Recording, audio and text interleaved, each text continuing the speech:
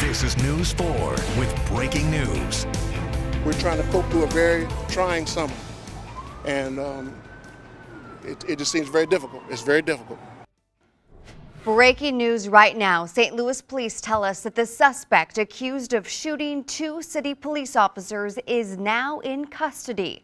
Police were on scene for hours after that shooting as the suspect was barricaded in a house in South St. Louis. This is a live look at the scene right now. Many of the officers have left, but there is still a strong police presence there this morning.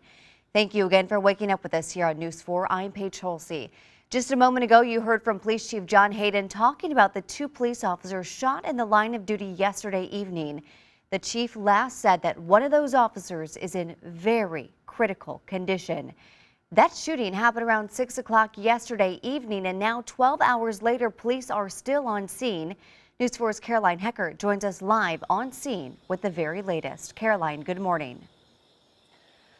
Good morning, Paige. Kind of like you mentioned, within the last half an hour or so, we've seen a lot of that police presence that's been heavy for the last 12 hours or so kind of leave the scene. We were on South Grand earlier. We've moved now to Hartford Street. That is where police tell us that suspect was barricaded in a home here behind me for about 12 hours.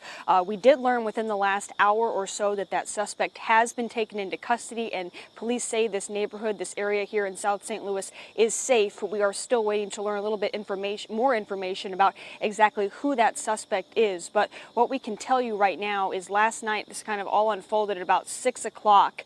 That's when police say two officers were responding to a shooting call. They say when the first officer arrived on scene, again right about that South Grand and Hartford location, they were searching for a potential victim, and that's when police say the suspect shot the first responding officer. He was shot in the head, and then as backup was called, a second officer arrived on scene and he was shot in the leg.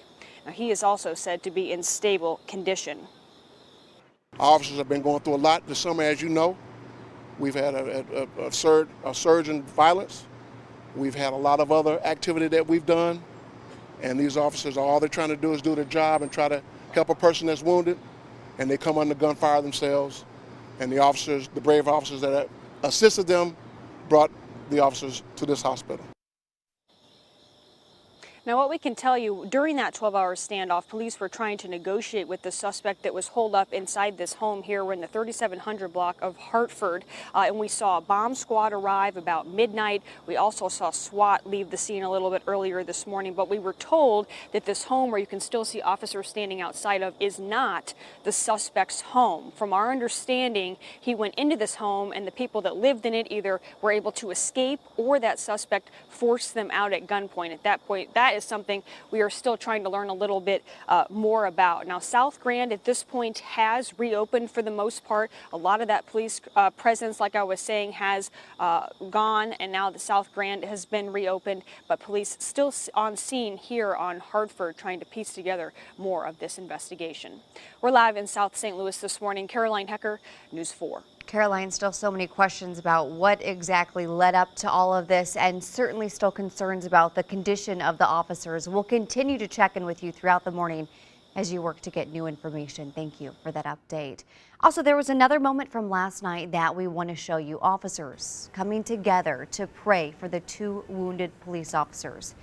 News 4 was there recording as the chief helped to lead several officers in prayer last night at St. Louis University Hospital, where the injured officers were taken.